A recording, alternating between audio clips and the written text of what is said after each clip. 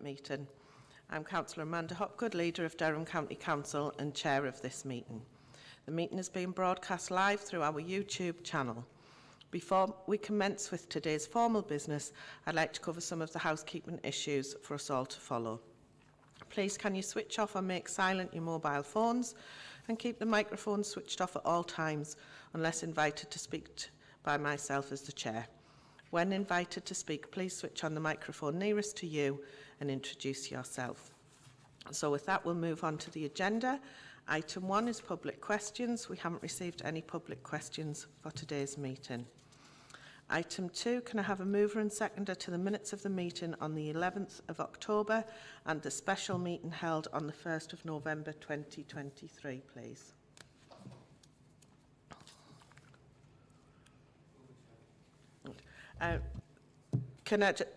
The mover, I think, Councillor Wilkes, can you move it? Because Councillor Shuttleworth, I don't think you were at the special meeting. Move those.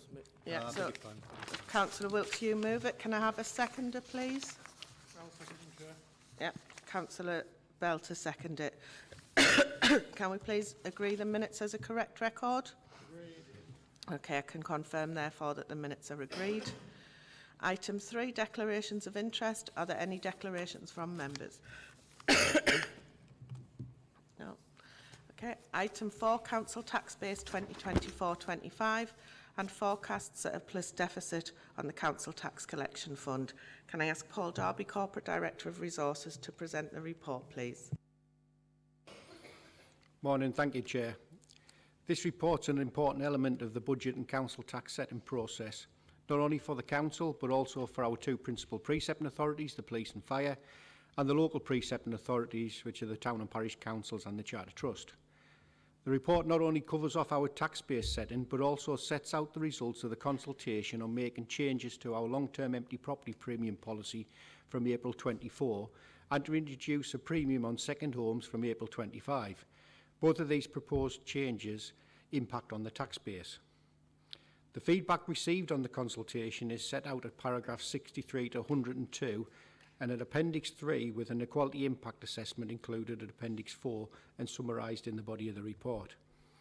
The impact of these policy changes has been factored into our tax base estimates, with the MTFP impacts of the proposed changes weaved into the MTFP forecasts we considered in July and in October. The updated financial modelling is set out at paragraphs 60 and 62 to the report. It is important to note that the impacts of the second homes premium is just a prudent estimate at this stage and will need to undertake a review of the Class A and Class B properties to determine whether the policy should apply to them. This will be undertaken over the next 12 months. The power to implement the changes set out in this report in terms of reducing the timescales for the long-term empty property premium to be applied and to introduce the second homes premium was set out in the Regeneration and Levelling Up Act, which received royal assent in the last few weeks. As members will see, the feedback from the consultation suggests that the major concerns raised related to the financial impact on homeowners who had a property, perhaps inherited, that they were trying to sell or needed to invest in to be able to sell or to occupy. Unsurprisingly, owners were generally against the proposals, but those in communities impacted by empty properties or second homes were strongly in favour of the proposals. The Council has what is called a Section 13A policy, which, in certain circumstances, allows us to remit or remove the premium that is charged. This is explained in paragraphs 49 to 52. Members will see that around 19% of all premiums that are levied are removed under this policy. It has been assumed in terms of our financial modelling that the same proportion of release will be remitted under the proposed policy changes set out in this report. We will need to review our Section 13A policy in line with the statutory guidance that will come now on the back of the Regeneration and Levelling Up Bill being passed, and we will need to consider an updated policy in the MTFP Cabinet report in the new year to agree this. In terms of the tax base itself, in October each year, along with all other billing authorities, we submit to the government what is called our CTB1 return, our council tax base return. This is used by the government in the local government finance settlement formula and is a basis for setting the tax base for budget setting for the following year. The tax base is impacted not only by the number and mix of domestic properties in the county, but also by who occupies them and what discounts and exemption they are entitled to. This is why changes in the long-term empty property premiums policy proposed in this report are dealt with first, as they have a material impact on our tax base calculations. The tax base is set based on the number of Band D equivalent properties we have across the county. In setting the tax base, we need to make prudent assumptions in terms of new builds and changes in discounts and exemptions over the coming 18 months. The decision taken by Council on the 18th of October to retain the existing local council tax support scheme next year is a material factor in our tax base setting and forecasting. In setting the tax base for next year, we have again made a prudent assumption of an increase of 250 Band D equivalent properties from April of next year. We've retained a 1% provision for non-payment as part of the council tax base setting, reflecting the overall recovery rate of council tax over time and not to be confused with the in-year recovery rates we achieved. As at October 23, there are 253,000 domestic properties in County Durham. The tax base has been calculated at 146,645.3 Band D equivalent properties, an increase of 969.4, 0.66% on the tax base for the current year. This takes into account the impact of the long-term empty property premium changes from April, which will add 491.7 Band D equivalents to our tax base, and the assumed growth over the next 18 months of 247.5 Band D equivalents. Taken together, these assumptions account for around 76% of the year-on-year growth. By way of comparison, when we set the tax base for the current year at Cabinet in November 22, we assumed an increase of 1,980, 1.38% on the tax base for 22-23. So the tax base growth next year will be less than half of what we were able to utilise in the 23-24 budget setting, and would have been much lower still if we did not, or we do not, agree the changes to long-term empty property premiums. Members will be familiar with the challenges we face in terms of our tax raising capacity because of our low tax base, where 83.1% of all properties in County Durham are in Bands A to C, and 56.3% of all properties are in Band A, compared to a national average of 65% of all properties being in Bands A to C. The tax base growth will allow the Council to include an additional 1.785 million of council tax revenues into our tax base, into our budget proposals next year, which is slightly higher than the £1.4 million we factored into the October MTFP report. In setting the tax base, we must also consider the estimated surplus or deficit on the council tax collection fund at the year end, and we're required to forecast this and declare what we estimated to be by mid-January. This report provides the forecast on the collection fund position to the year end based on the Q2 forecast position, and we're forecasting an in-year deficit of 2.276 million, which, when the cumulative deficit brought forward is taken into account, will result in a forecast deficit carry forward on the council tax collection fund of 2.611 million, of which the council's share would be 2.194 million. We're proposing to declare the deficit position as part of this report. Colleagues at the police and fire authorities have been informed of the tax-based figures contained in the report and the position in terms of the forecast deficit on the council tax collection fund to assist them in their MTFP and budget planning. The report also includes details of the consultation on the proposals to reduce the council tax reduction scheme grant payments to town and parish councils, which was set out in the July MTFP report and which were subject to consultation with town and parish councils over the summer. From the 108 town and parish councils in the county, 75 of which currently benefit from some form of council tax reduction scheme grant payments, only 15 responded to the consultation. We've also received an overarching response from the County Durham Association of Local Councils. The consultation responses are attached to Appendix 5 and summarised in the report at paragraphs 140 to 147. The proposal in the report is to approve a 50% reduction in the quantum of grant payments made to town and parish councils, but to phase this reduction in over 3 years with a £250,000 per annum reduction applied in each of the next 3 financial years. This is in line with the feedback received from CDALC, who asked that if the council implemented the reduction, that it spread it over a longer period than the 2 years that was initially proposed. The Council, at the end of the 3 years, will still retain payments of £750,000 per annum once these proposals are fully implemented, and still be in a position of making such payments when the vast majority of other upper tier councils simply don't. In line with the consultation feedback from SIDALC, it is proposed to retain the current methodology for distributing the grant payments, i.e. to recast the allocations on an annual basis, taking into account changes in tax bases from year to year for individual town and parish councils. We will need to write to all town and parish councils to inform them of their tax base and set out the timetable by which we would want them to submit their precepts to us to allow them to be factored into the council tax setting report in February. The letters will also set out the outcome of the consultation and the proposed grant allocations to individual town and parish councils next year, and this is exemplified at Appendix 8, which shows the individual allocations and the impact on tax raising capacity for each town and parish council, with the individual town and parish council tax bases set out at Appendix 7. Appreciate it's a long report. There's a series of recommendations set out in paragraph 23, and the Cabinet asks to note and agree. Thank you, Chair. Thanks, Paul. Can I invite Councillor Richard Bell, Deputy Leader and Cabinet Portfolio Holder for Finance, to move the report, please?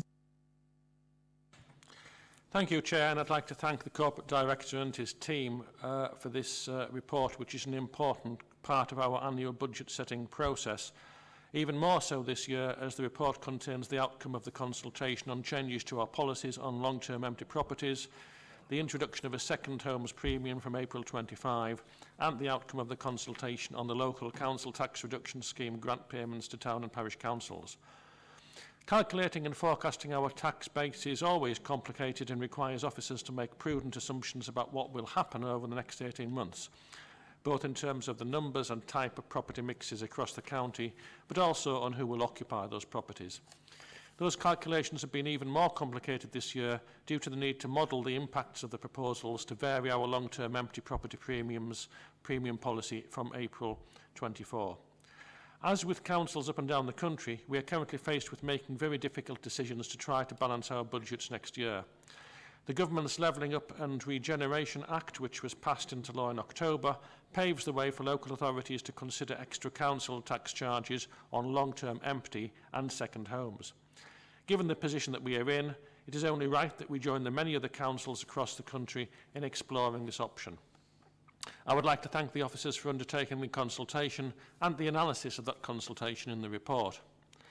There was recognition from those taking part in the consultation that our proposals would reduce numbers of empty properties and therefore increase availability of housing, including affordable homes. Respondents also acknowledged that the proposals would generate spending power for us as we try to balance our budgets, and I would like to thank everyone who took part. It is pleasing to note that, inclusive of these policy changes, the council tax base we will use to calculate our council tax next year shows an increase of 0.66% on the figure we used to set the budget this year, and allows us to factor in £1.8 million of additional council tax revenues into our budget planning. I've spoken many times in these meetings and lobbied government about how this council suffers from a low tax base and therefore has limited council tax raising capacity compared with many other areas. The report today once again exemplifies that point. Members will see that 83.1% of all domestic properties across County Durham are in bands A to C, which is well above the national average of 65.4%. This places us at a disadvantage compared with other authorities with higher proportions of properties in the higher council tax bands in terms of our tax raising capacities. And put simply, we simply cannot generate sufficient income from increases in our council tax on an annual basis to meet our basic unavoidable inflationary pressures, let alone meet escalating demand or invest in improvements. And this increases our reliance on central government funding. As the Corporate Director has noted, the Council Tax Collection Fund forecast deficit to the year end is £2.6 million, and our share of this is £2.2 million. This report will be used as a basis to declare the forecasts and provide some certainty in advance of the statutory deadline of 15th of January. The police and fire authorities have been notified of the position we are declaring as part of this report. The report proposes that we amend our plans in terms of the grant payments to town and parish councils following the consultation that has been undertaken. While the recommendation is that we reduce these payments by 50%, the proposals are now to do this over 3 years rather than 2, which is in line with the feedback received from the County Durham Association of Local Councils, CDALC. As was said, only 15 councils responded to the consultation, perhaps reflecting the fact that many have been planning on this basis for a long time now, given that we, Durham County Council, are in the minority in terms of the continuation of these payments 10 years on from the introduction of the LCTRS regime. We will be making a £1.25 million grant payment next year to town and parish councils. This is not a statutory requirement, and many of the councils do not make these payments. Over the last 10 years, DCC's revenue support grant has decreased by 40.7%. If we apply the same reduction to the £2.33 million of initial grant for town and parish councils given by government 10 years ago, then the notional figure we should be passing on is £949,000. We are in fact paying town and parish councils £1.5 million in 23-24, which is £552,000 more than this figure. The individual town and parish tax bases and the overall position is set out in some detail in the appendices to this report. And with that, Chair, I'm happy to move the report and the recommendations as set out in paragraph 23, A to J. Thank you. Thanks, Richard. Can I also add my thanks to those of Councillor Bell, to Paul and his team for the report. And in doing so, I'm happy to second this report and ask Cabinet to agree the recommendations set out in paragraph 23. Is there anyone else wishing to speak to the report, please? Yeah, Councillor Susan MacDonald. Thank you, Chair. As it's been reiterated again in the Council Chamber, as one of the largest authorities in the country with the lowest council tax, one of the lowest council tax bases, this council needs to continue to lobby government to reform the outdated and unfair council tax system we have today. We've heard it talked about in the Council Chamber an awful lot from both sides of the chamber, and I'll be looking forward to seeing the commitment from all of the political parties in their manifestos for the next general elections. It's actually been in our manifesto since 2014 with the North East Party. Thank you, Chair. Thanks, Susan. Is anyone else wishing to speak? Can we agree the report and its recommendations? Agreed. Okay, can confirm that the recommendations are agreed. Item 5, adoption of the Inclusive Economic Strategy Delivery Plan. Can I ask Amy Horhoff, Corporate Director of Regeneration, Economy and Growth, to present the report, please? Thank you, Chair, and good morning, everybody. Amy Horhoff, Corporate Director of Regeneration, Economy and Growth. The purpose of this report is to seek Cabinet approval for the delivery plan for the County Durham's Inclusive Economic Strategy. The Inclusive Economic Strategy was adopted by Cabinet in December 2022 with a recommendation to develop a delivery plan which would set out a clear roadmap for realising the long-term vision for County Durham to be brought back to Cabinet then in November 2023.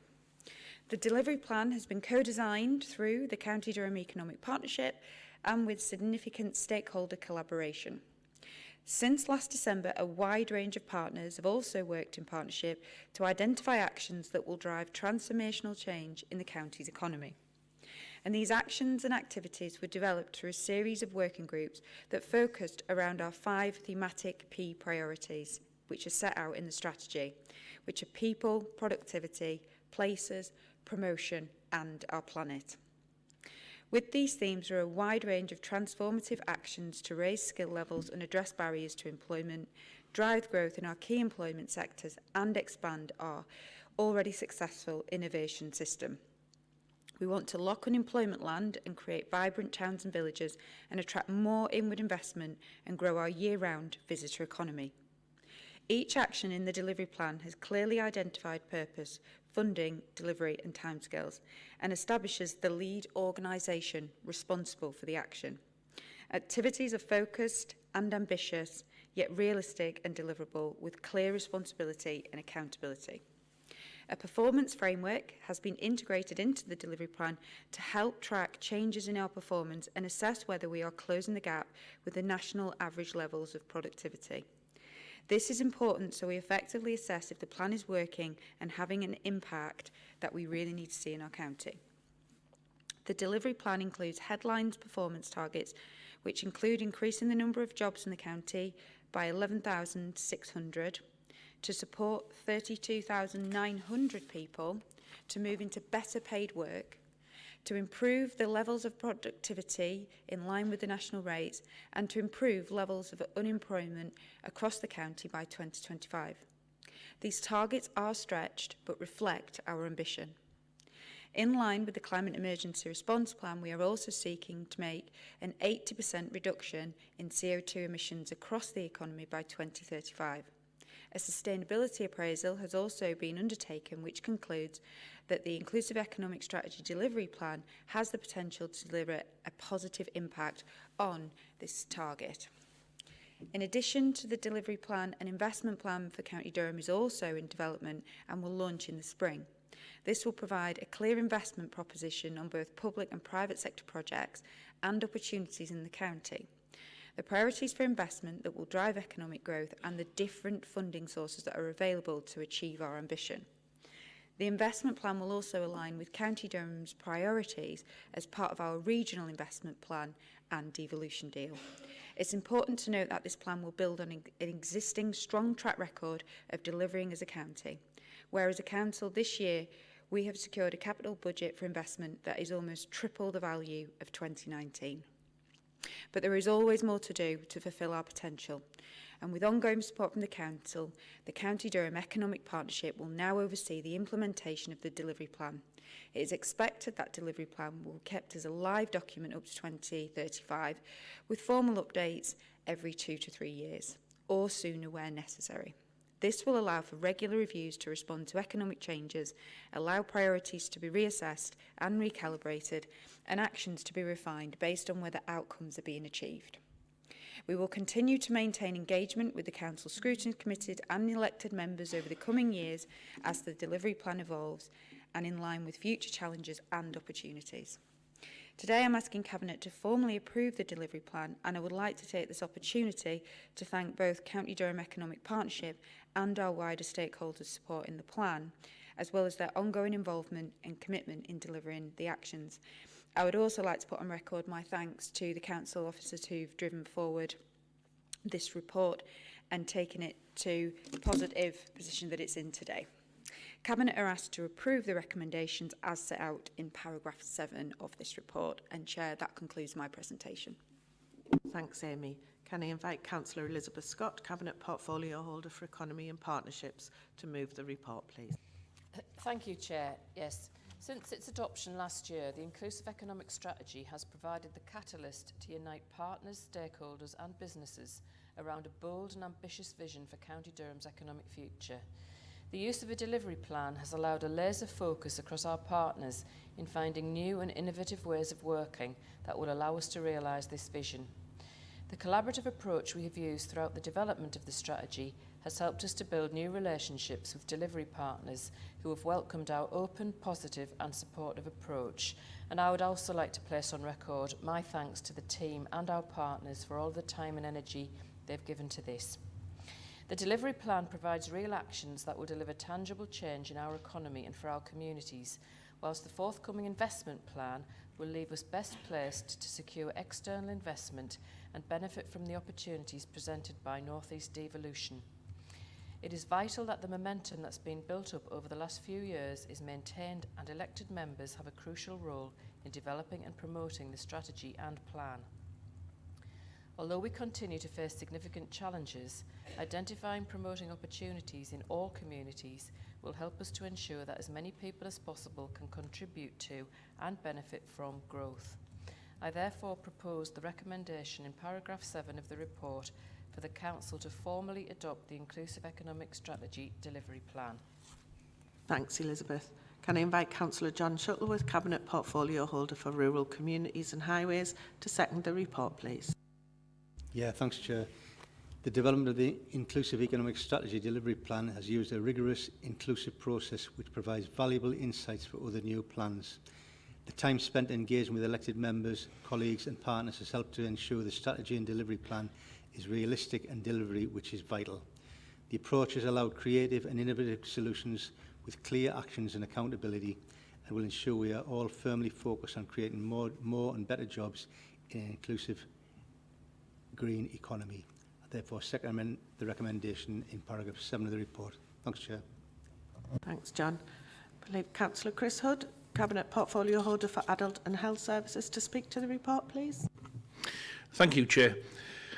The economy is a key determinant of good health, and in recent years the links between public health and economic development have gained much prominence. The COVID-19 pandemic was swiftly followed by the cost of living crisis, and both put the interdependency of economy and health firmly in the spotlight. Economic development and the benefits that flow from it are consistently associated with improved life expectancy, and we know that good health is crucial to improved productivity. Our people are a key source of economic growth, and health considerations are front and centre of driving such growth. This is particularly relevant when we consider drivers of poor health and public health priorities such as smoking and poor mental health. Here in County Durham, we are forging ahead with strategies, policies and programmes of work that have been created through close collaboration between regeneration, economy and growth, public health and other DCC services to identify the challenges associated with health and economic growth and regeneration. A key product of our work is the County Durham Inclusive Economic Strategy, which places inclusivity front and centre, setting out a framework that includes people as a priority. This places a focus on supporting all County Durham residents, particularly those who may be distant from the jobs market, into education, training and jobs that will enable them to benefit from the social and economic benefits that flow from and feed into economic activity. The IES People Delivery Plan includes our developing local community wealth building initiatives that increase work-based training and employment opportunities for those who are economically inactive or unemployed. This programme involves a developing collaboration between local organisations who have an important presence in County Durham, anchor organisations including Durham County Council, Tees Eskin Wear Valley NHS Foundation Trust and County Durham and Darlington NHS Foundation Trust will contribute to our IES by creating opportunities for those who may have felt excluded from the jobs market so that they can gain and benefit from good quality, meaningful and well-paid employment. Good work is vital to good health and well-being. However, to achieve inclusive economic growth, we must address those health issues that are often barriers to obtaining good work. This will ensure that no one is left behind, particularly those who are most vulnerable to health and social inequalities. Thank you, Chair. Thanks, Chris. Is there anyone else wishing to speak? Okay, can we agree the report and its recommendations? Agreed. Okay, can confirm that the recommendations are agreed. Item 6, Local Heritage Listing Project. Outcomes and governance proposals for the future identification of non-designated heritage assets. Can I ask Amy Harhoff, Corporate Director of Economy and Growth, to present the report, please? Good morning, everyone. The Local Heritage Listing Project is a national initiative which was launched in 2020 by the government to encourage communities to nominate historic buildings and other heritage assets which they value most for inclusion in their local council's list. To support this, £1.5 million of funding was allocated to councils in 22 English county areas to develop new and updated lists. Perhaps unsurprisingly, given our wealth of heritage and assets, County Durham was one of the areas selected, and the council was successful in receiving grant funding to participate as a pilot project. The project involved the production of lists of non-designated heritage assets for 8 pilot areas across our county, using criteria for identification and evaluation developed and agreed with the project sponsors, which are the Department for Levelling Up Communities and Historic England. Due to the size of the administrative area and the timescale, it was agreed with the sponsors for 8 pilot areas to be chosen to reflect the variety of settlements across the county prior to rolling out county-wide from 2023. The 8 pilot areas are Durham City, Sacriston, Seaham, Sedgefield, Shotley Bridge, Staindrop, and the route from the former Stockton and Darlington Railway, which includes Shildon. The project encouraged the promotion and protection of heritage, which is valued by local communities. but it also provides an understanding of the context for the development manager and regeneration practitioners in the preparation of heritage statements and neighbourhood plan documents. The project involved extensive engagement with residents and local interest groups in each pilot area, and this ensured that the list for each pilot area identified a broad cross-section of heritage assets which reflected the value placed on them by the local community. Through the project, detailed criteria and assessment procedures for the identification of non-designated heritage assets for consideration in local lists going forward have been produced. And this will enable consistency in the decision-making process and the identification of assets outside of the planning functions. The project has formed a basis for a commencement of work on a draft supplementary planning document aligned to Policy 44 of the County Durham Plan, which relates to heritage assets. The criteria and procedures developed through the project can be used as a baseline for ongoing nominations into the process to be considered in a consistent manner for inclusion in future lists. The need for appropriate governance process to oversee the selection process and additional assets for future lists has been identified, and clear guidance and process on what this means for buildings is essential. The report seeks approval from the Cabinet for the publication of the local listings for 8 pilot areas and entry of this data into the Historic Environment Record and development of government proposals for the future identification of further assets. This will ensure that a consistent approach to their identification and evaluation. The recommendations are set out in full in paragraph 8 of this report, and Chair, that concludes my presentation. Thanks, Amy. Can I invite Councillor Elizabeth Scott, Cabinet Portfolio Holder for Economy and Partnerships, to move the report, please? Yes, thank you, Chair. I'm sure colleagues will agree that there's no better place than County Durham to be chosen to be one of 22 pilot areas across England to undertake the local heritage listings project. The non-designated heritage assets lists, identified via extensive public engagement, show the variety of locally valued heritage assets and the contribution that they make to the historic environment of County Durham. The publication of the lists for the pilot areas is the conclusion of the current project and will be followed up with the development of a supplementary planning document supporting the management and regeneration functions of the Council. I therefore propose the recommendations in paragraph 8 of the report. Thanks, Elizabeth. Can I invite Councillor Ted Henderson, Cabinet Portfolio Holder for Children and Young People's Services, to second the report, please? Thank you, Chair.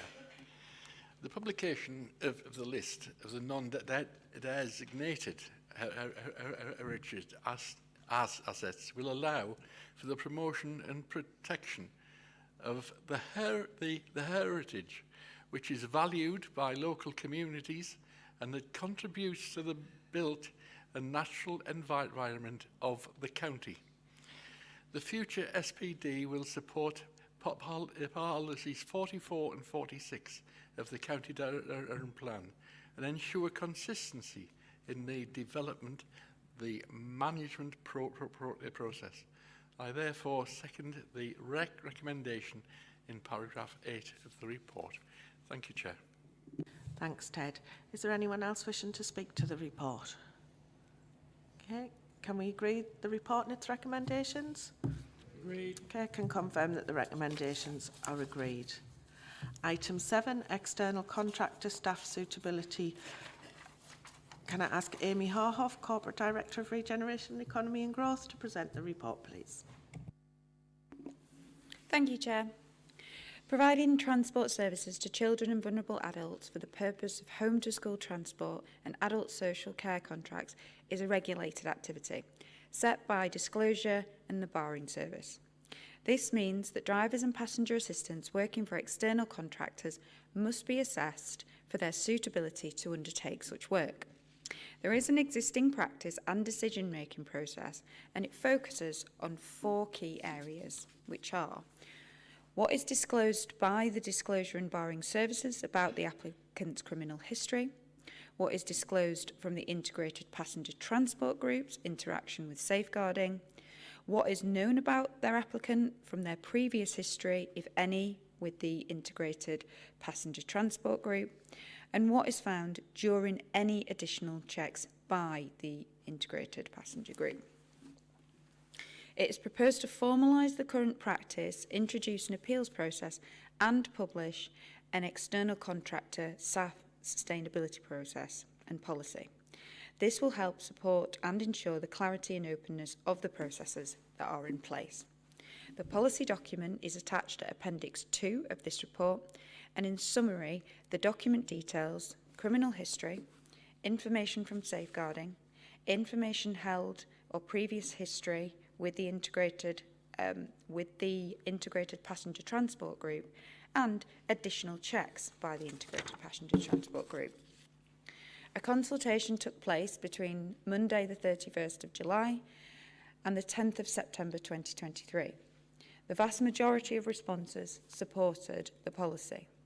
Cabinet is therefore recommended to note the outcomes of the consultation and approve the adoption and the publication of the external contractor staff suitability policy. The full recommendations are set out in paragraph 7 of this report, and Chair, that concludes my presentation. Thanks, Amy. Can I invite Councillor Elizabeth Scott, Cabinet Portfolio Holder for Economy and Partnerships, to move the report, please? Thank you, Chair. As Portfolio Holder responsible for transport, I am acutely aware of the importance of safeguarding the children and vulnerable adults that use our home to school and adult social care transport. I fully support formalising the current practice, introducing an appeals process and publishing the external contractor staff suitability policy. This will ensure the process is clear and transparent, assist those applicants that have cautions and convictions, and introduce an appeals process should applicants not be satisfied with the outcome of their application. I therefore propose the recommendations as set out in the report. Thanks, Elizabeth. Can I invite Councillor Susan MacDonald, Cabinet Portfolio Holder for Digital, Customer Services and Procurement, to second the report, please. Thank you, Chair. I fully support the recommendations set out in this report. As a council, we have a responsibility to protect vulnerable members of society.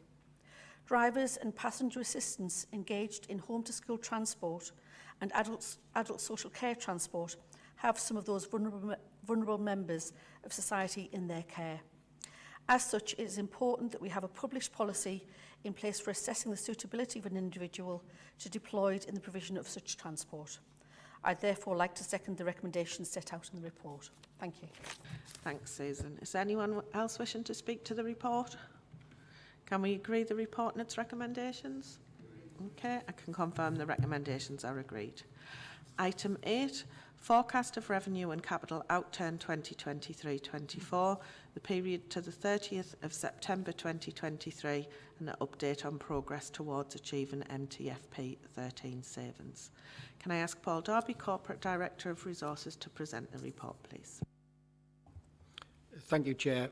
The Q2 Forecast of Outturn report provides a bit of a mixed bag in terms of good and bad news for the Council's financial position to the year end. We're still forecasting a significant and material reduction in our overall reserves position to the year end, which is of particular concern. So I'll start with some good news. Through a combination of increased interest rates, savings in our capital financing budgets from delayed borrowing and reductions in our energy costs, we are forecasting a year-end general fund underspend of £3.258 million. The position of Q1 was a forecast £17,000 underspend. The report notes that if this is taken to the General Reserve, then the General Reserve position at the year end would be a £29.275 million reserve, which is 5.6% of our net revenue expenditure. Members will be aware that the Council's General Reserves policy seeks to maintain a General Reserve of between 26 million, which is 5% of our net revenue expenditure, and 38 million, which is 7.5% of our net revenue expenditure. The general fund position is after we cover off the overspend in children and young people services, which has increased to an estimated cash limit overspend of 6.2 million, around £1 million higher than what was forecast at Q1. More worryingly, however, is that within this there is a £7.1 million overspend on looked after children placement costs, which is around £1.3 million higher than the position forecast at Q1. We'll need to carefully reflect on this in terms of our medium-term financial plan and 24-25 budget provision, as we presently only have an £8 million growth in next year's budget. On more positive news, if we exclude Children and Young People Services, the other service groupings have a net forecast underspend of just under £1 million. This is around £400,000 better than the position forecast at Q1, and within this, resources, adult and health services and the Chief Exec's office are forecast to underspend, and regeneration, economy and growth and neighbourhoods and climate change are forecast to overspend in the year. The underspend in adult and health services is only 0.2% of their budget. Members will see at paragraph 54 that the budget uplifts in adult and health services this year were 25.75 million, and the adult social care precept only generated 5.1 million of this additional spending power for these services. There is a detailed account of the under and overspending within each service grouping provided at paragraphs 52 to 88 of the report. At section 47, there are details of the costs we have treated as outside the cash limit and met corporately, funded from contingencies, building on the sums we factored into the Q1 forecast, which are also exemplified in the table. The forecast cash limit and general reserves position is set out at paragraphs 49 in the report, where the cash limit reserves to the 31st of March 24 are forecast to be 6.7 million, and the general reserve, as I've mentioned, is forecast to be 29.275 million. Corporate costs are forecast to be around £82,000 under budget to the year end. Appendix 4, as usual, contains details of all earmarked reserves and balances. These are split between sums held corporately, grants and sums held on behalf of third parties, and sums held by services for specific purposes. Excluding schools, our earmarked reserves, including the cash limit reserves, are forecast to reduce by around £33.2 million in the year to £163.2 million by the end of this year. Paragraphs 97 to 100 of the report provides a summary of this position, and members will see that circa 23 million, or 14% of the sums held, are external grants and sums held on behalf of other bodies. The forecast reduction in reserves is slightly lower than the £34.1 million forecast at Q1, but still represents a significant further in-year reduction. The DSG position is covered in sections 101 to 127 of the report, which provides details of the forecast outturn against the dedicated schools grant, including our high needs, SEND allocations, our schools block and our early years block allocations. And again, within this, there's a bit of a mixed bag in terms of good and bad news. The overall forecast for our maintained schools shows an improved position when compared to Q1, with our maintained schools now forecasting to have to draw around £2.1 million of their retained balances in year, which is £4.8 million less than what was anticipated when the budgets were initially set, and £2.4 million less than the Q1 position. In less good news, the updated forecast for our high needs DSG expenditure shows a forecast £2.1 million overspend in year, which is in contrast to the Q1 forecast when an underspend was forecast. The high needs DSG cumulative deficit, which must be recovered from underspending in future years, will rise to £10.8 million based on these forecasts. The main reason driving the deterioration in the high needs DSG position is increased targeted and top of funded to mainstream schools, which has helped improve their outturn position, but at the council's expense. There is an overview of the cost drivers in the high needs DSG set out at paragraphs 113 to 118 of the report, and as members will be aware, the council is now part of the Delivering Better Value in SEND programme, and summary details of this are provided in the report at paragraphs 121 to 123. There's a detailed update report on the high needs DSG forecast scheduled to come to Cabinet in December. The early years retained DSG forecast outturn is a £450,000 underspend in year, largely due to reduction in eligible children. The overall centre retained DSG funding position is summarised in the table of paragraph 126. As usual, the report includes details of the forecast capital programme outturn from paragraphs 128 onwards, including details of revisions to the programme to reflect reprofile and slippage to future years, as well as the receipt of grant and other adjustments since the Q1 report was agreed, which require formal endorsement from Cabinet as part of the recommendations to this report. Members will see that total capital expenditure is just under £313 million forecast this year, £8.4 million less than the forecast at Q1, with £85 million of capital expenditure having been incurred to the end of September, which is around £20 million higher than at the same point last year. Details of how the capital programme is to be financed is set out at paragraph 134, and paragraphs 135 to 142 include details of performance against the various prudential indicators agreed by Council when the budget was set. Reporting of performance against these indicators have been included in these quarterly budgetary control reports since the same point last year and is considered to be good practice. In terms of the collection fund, the report includes details of the forecast outturn for both the council tax and the business rates collection funds, and these are set out from paragraphs 143 onwards, and unfortunately contain some more bad news. The outturn forecasts are complex and difficult to explain due to the accounting treatment of government support towards the 2021 financial year position during the COVID pandemic. The net position across both collection funds after the receipt of Section 31 grant is included at paragraph 159 and shows a net surplus of £686,000 across the two funds, which is lower than the £2.79 million forecast at Q1 for two reasons.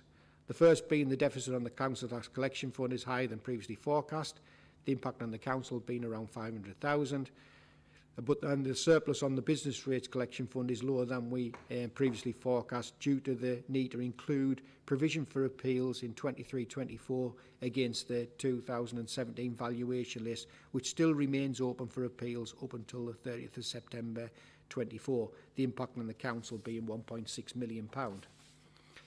Finally, at paragraphs 166 onwards, there is a summary of the progress achieved in terms of the delivery of the £12.383 million of savings plans factored into the 23-24 budget. And to end on some good news, the progress to the 30th of September shows that just under 84% of those savings targets have been fully delivered to a halfway point through the year, and for comparison purposes it's ahead of where we were in terms of the percentage of savings delivered against a savings target of just £2.4 million last year.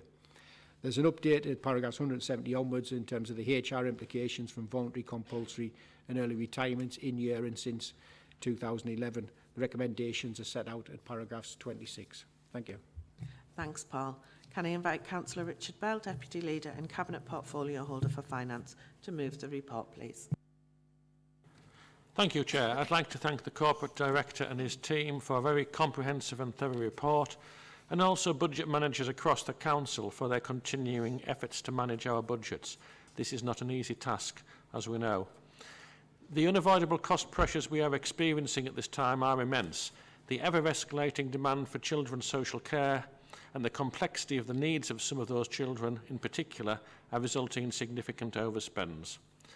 The CYPS services forecast overspend has risen from £5.2 million at Q1 to £6.2 million at Q2, and within this there are higher overspends forecast in our looked after children budget, where the placements budget is forecast to overspend by £7.1 million now, £1.3 million more than was previously forecast. I fear that the £8 million of budget growth we have in our MTFP forecasts next year may need to be revised upwards. The cash limit overspend in the CYPS is significant and will need to be met corporately from the General Reserve. Thankfully, there are corporate underspends that can cover off this position as a one-off measure, with additional investment income and savings on capital financing costs through delaying borrowing and on the general contingencies budget that offset the CYPS return. It's pleasing also that there are some cash limit underspends forecast in adult and health services, resources and the Chief Executive's Office, offsetting the overspending forecast in regeneration, economy and growth, and neighbourhoods and climate change. The net underspend being around £1 million to year end. As the report notes, officers are undertaking a review of our reserve position as they do every year. There may well be a need to bolster some of our earmarked reserves at year end to transfer some of the general reserve to these. For instance, the corporate ERVR reserve and details of the outcome of this review will be included in the Q3 report. The updated forecasts show a contribution to our general reserve in year a 3.2 million corporate underspend, meaning that the general reserve would be 29.3 million at the year end, 5.6% of the Council's net revenue budget. Overall, excluding schools balances, our remarked reserves are now forecast to fall by just over £33 million this year, around £1 million less than what was forecast at Q1. The forecast cash limit, general reserves and earmarked reserves position for the Council, although forecast to reduce to the year end, still demonstrates our relatively strong financial standing. In terms of the collection fund forecast, it's pleasing to note that the in-year and cumulative deficit on the Council Tax Collection Fund is fully offset by a forecast surplus on the Business Rates Collection Fund, taking into account the Section 31 grant we will receive for the various business rate reliefs that we have administered in year. The amended capital programme, taking into account reprofiling and new grants and contributions secured since we considered the Q1 report, results in a 23-24 capital programme of circa £313 million this year, an enormous sum.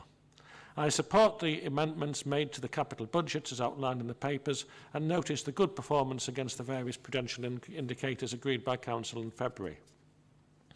As for our dedicated schools grant position, like the Council, our maintained schools are facing unavoidable inflationary pressures. The updated forecasts, however, factor in the additional grants schools are receiving to help them meet the costs of the Teachers' Pay Award and the additional targeted and top-up funding they will receive to help with meeting the costs of children with special educational needs. These schools are now forecasting a reduced call on their reserves to help balance their budgets next year, which is welcome news and is a much better position than the initial budget estimates. Disappointingly, but not entirely unexpectedly, there is now a forecast overspend on our high needs DSG funding block of £2.1 million to year end, compared with Q1, when there was a modest £245,000 forecast underspend. This overspend is particularly worrying, and while I understand the reasons for it, I will await with interest the more detailed analysis that will come next month when we consider the future outlook for the high needs GSG position. What is certain, however, is that if this overspend manifests itself, then we will have a circa £10.8 million cumulative deficit to recover in future years. In terms of delivery of MTFP savings this year, it's pleasing to note that halfway through the year we have delivered around 84% of the £12.4 million of savings requirements for the year. In summary, the report identifies a range of budget pressures that are largely outside of our control that are placing huge pressures on council budgets. Through a combination of prudent financial management and one-off savings in our capital financing budgets and from additional investment income being generated, we have been able to accommodate these pressures in year. Some of these budget pressures will have a continuing impact into the next financial year and will need to be accommodated when we set the budgets and consider our council tax proposals for next year in February.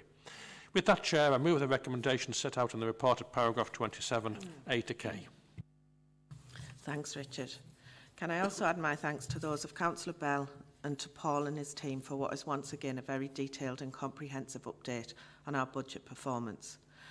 Accurately forecasting and keeping track of the finances in a council of the scale and complexity of ours is undoubtedly challenging, but managing our finances is a key issue for us all, and particularly at this time when the council is facing unprecedented demand and volatility in terms of cost pressures and an uncertain outlook in terms of future finance settlements.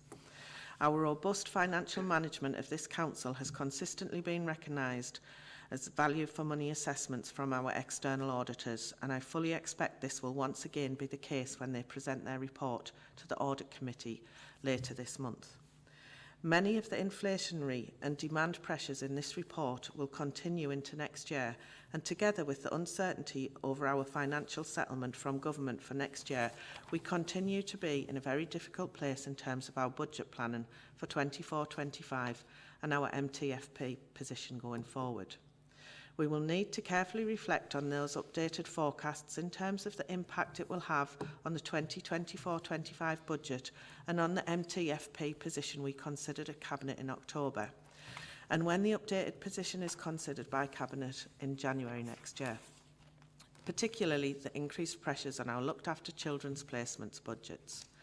And key to our financial forecasts will be the autumn statement and the draft local government finance settlement, which we will receive next month. It is, however, pleasing to note that as of the 30th of September, we have delivered £85 million of capital investment, around £20 million more than at the same point last year, when we spent around £143 million to the year end. I fully expect that capital investment will top at least £200 million this year, by far and away the largest level of investment in a single year that this council has ever delivered. So once again, despite external challenges, proven beyond doubt that this council remains open for business and committed to investments in our economy and our communities. With that, I am happy to second the recommendations as set out in paragraph 26, including the amendments to the capital programme as outlined in the report. Thank you. Is there anyone else who would like to speak to the report? Okay, can we agree the report and its recommendations, please? Okay, I can confirm that the recommendations are agreed. Item 9, Regulation of Investigatory Powers Act 2000, Annual Review of the Council's Use of Powers. Can I ask Helen Bradley, Head of Legal and Democratic Services, to present the report, please? Thank you, Chair. Good morning, members. This report provides an overview of the Council's use of directed surveillance and covert human intelligence sources for the period of April 22 to the 31st of March 23. The use of such surveillance powers to investigate underage sales of tobacco and alcohol in serious criminal offences which have a minimum sentence of 6 months imprisonment is regulated by the Regulation of Investigatory Powers Act, or RIPA, and the Investigatory Powers Commissioner's Office, the IPCO, oversees the Council's use of the powers. You can see that the report sets out a summary of the 4 operations and their outcomes where RIPA powers have been used during the reporting period, and the operations related to either the underage sales of alcohol and tobacco, and there was one relating to illicit tobacco. Corporate Overview and Scrutiny Management Board receives quarterly reports on the usage of RIPA powers as well as the annual report. The report also sets out the informal and formal training that's been provided to those who exercise RIPA powers regularly, as well as awareness-raising sessions for other officers of the Council.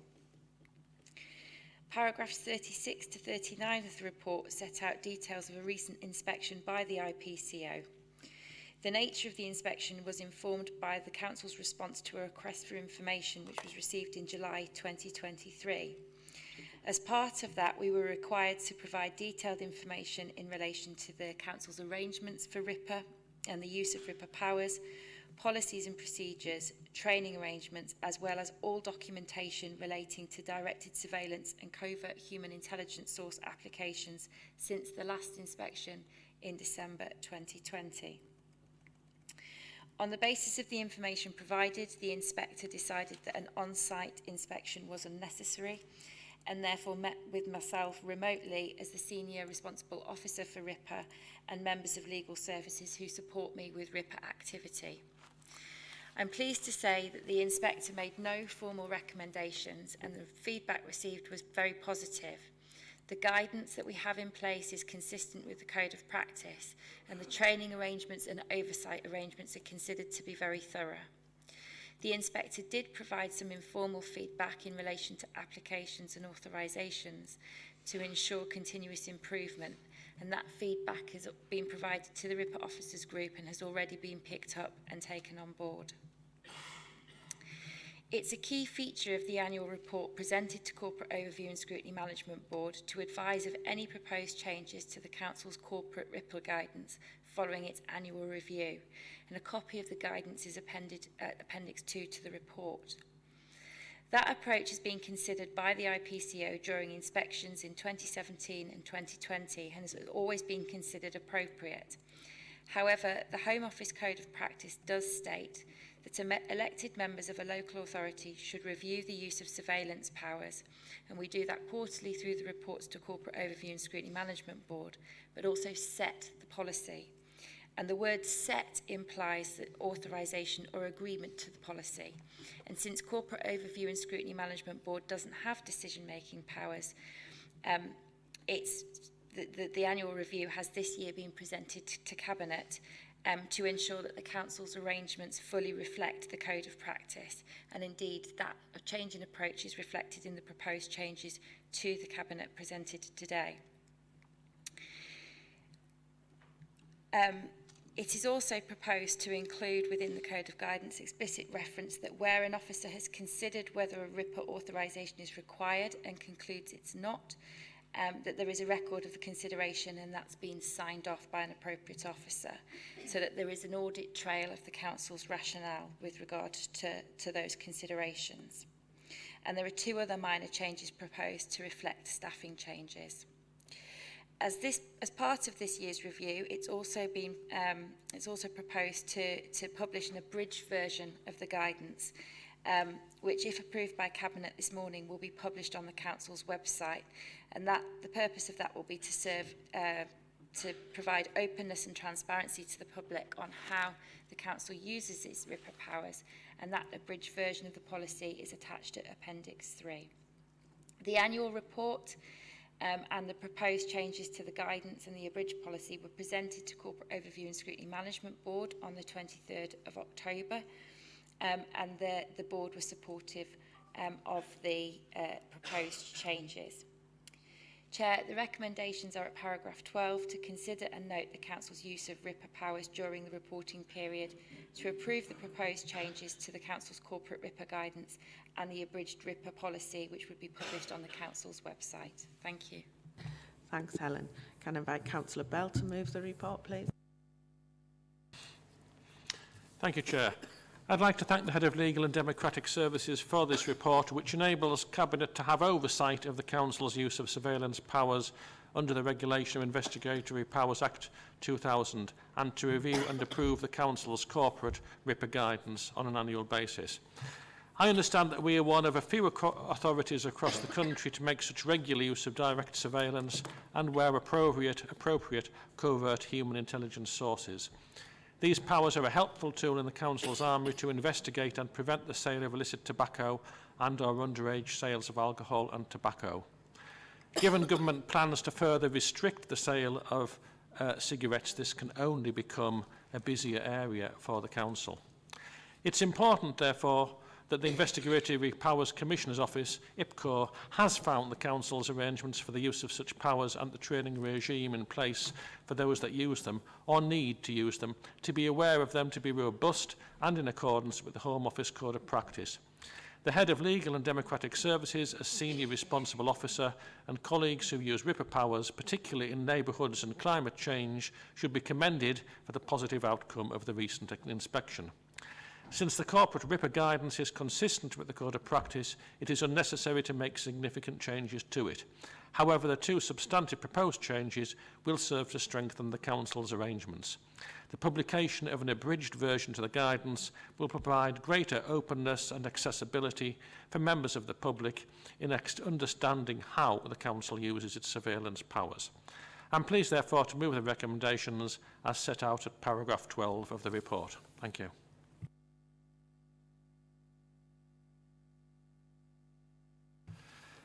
Can I invite Councillor Mark Wilkes, Cabinet Portfolio Holder for Neighbourhoods and Climate Change, to second the report? Thank you, Chair. The Council has an important role in preventing the sale of illicit tobacco and the sale of tobacco and alcohol to those underage. Such activity has harmful effects on the health and well-being of children and young people and is linked to antisocial behaviour. The ability to use RIPA powers to investigate these criminal offences, educate retailers, and, where appropriate, take enforcement action is crucial to improving the lives and health of residents. I'm pleased that the IPCO has recognised the Council's positive approach to surveillance and robust RIPA arrangements, and I'm happy to second the recommendations. Thank you, Chair. Thank you, Councillor Wilkes. Is there anyone else wishing to speak? Councillor Hood, Cabinet Member for Adults and Health Services. Thank you, Chair. Tobacco control is one of 4 key priorities for County Durham that's been identified for action by the Health and Wellbeing Board. During 2022-23, new young volunteers were recruited to undertake test purchase attempts to test legal compliance of retailers. Test purchase visits were made to address concerns and complaints regarding the sale of nicotine vapes to young people under the age of 18. This resulted in a large number of sales by retailers, thereby failing their legal obligations. Follow-up investigations have been undertaken and the following has been implemented where appropriate. Staff training and refresher training, Challenge 25 policies to be strengthened, refusal registers to be completed, and more training relating to proxy sales.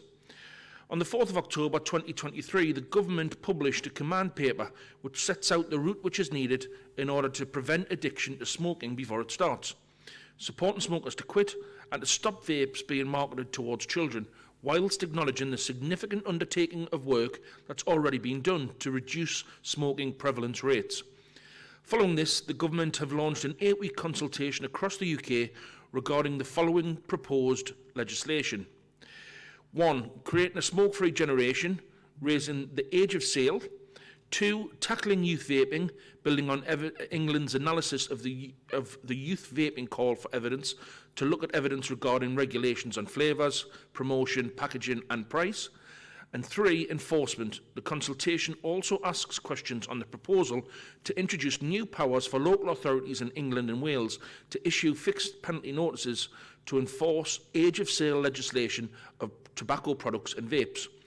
The public health team are supporting the Tobacco Control Alliance and wider partners, including members of the public and consumer protection, to develop a multi-agency response to these proposed legislations. This will include the outcome of a system-wide consultation, which will be submitted to the Department of Health and Social Care on the 6th of December 2023. Thank you, Chair. Thank you, Councillor Hood. Is there anybody else wishing to speak? No? Can we agree with the report and its recommendations? Thank you. No, the report is agreed.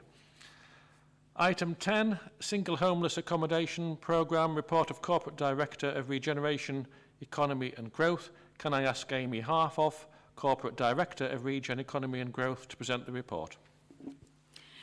Thank you, Chair. The purpose of this report is to seek Cabinet approval for a funding bid which has been co-produced with Homes England and the Department for Levelling Up Housing and Communities. The Single Homelessness Accommodation Programme, also known as SHAP, was announced in September 2022 as part of the government's rough sleeping strategy and will provide over £200 million in funding for both capital delivery and the revenue support for over 3 years to help deliver the government's objective of ending rough sleeping. DLUC and HE have invited the Council to submit funding submissions for both cohorts, and that is adults and young people aged 18 to 25 years, as part of the September 2023 bidding round.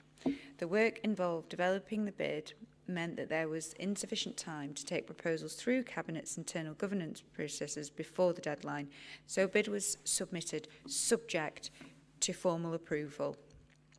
The bid seeks to provide accommodation and support as part of a proposal to assist rough sleepers and those who are at risk of sleeping rough. The funding will provide an additional 32 bed spaces with wraparound support to help people develop the skills to manage and maintain a tenancy and eventually move through to mainstream housing provision.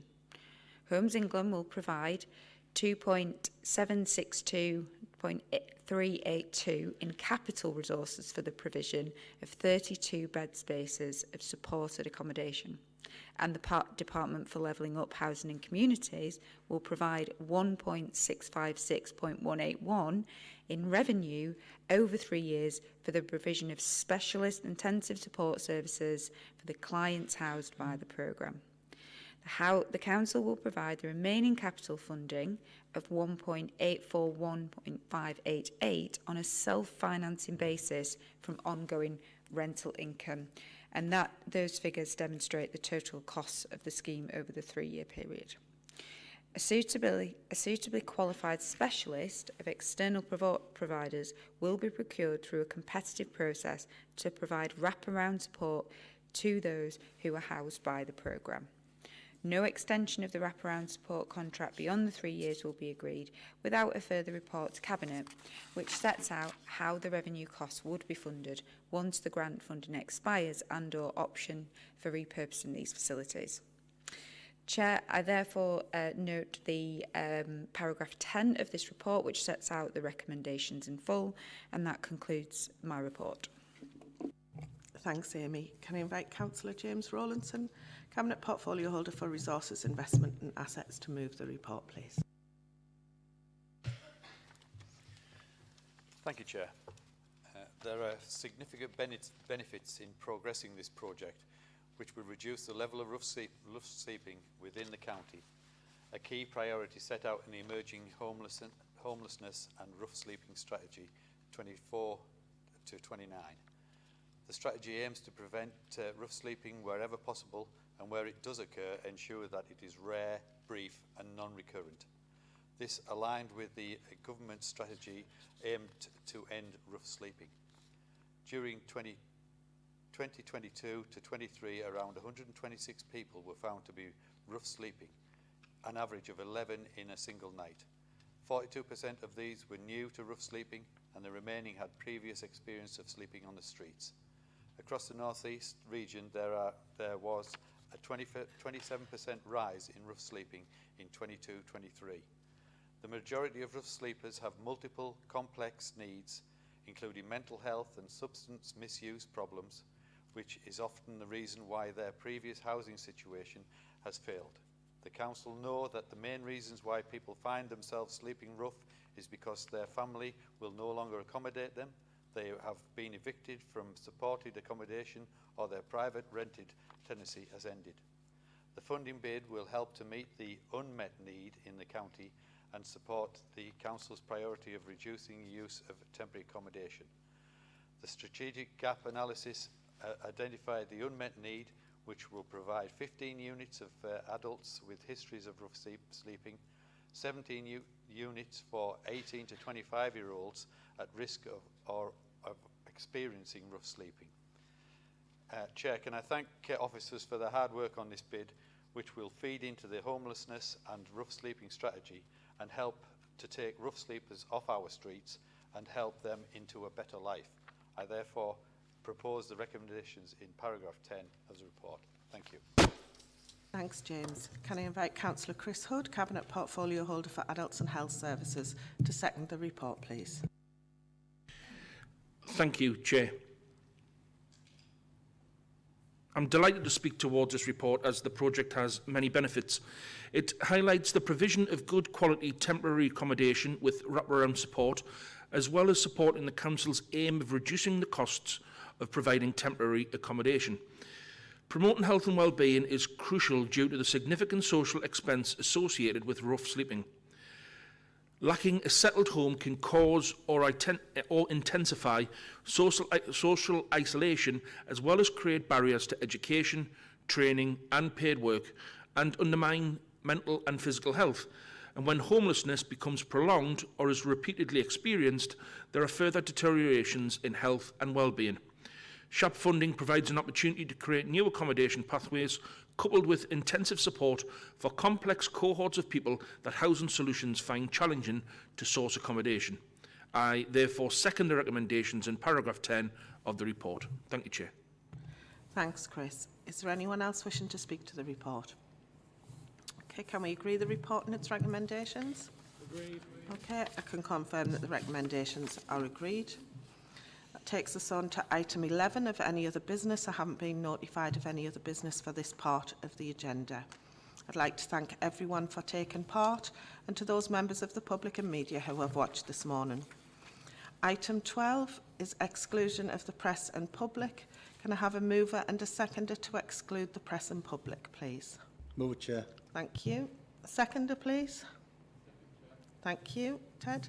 Does Cabinet agree the resolution to exclude the press and public? Agreed. Thank you.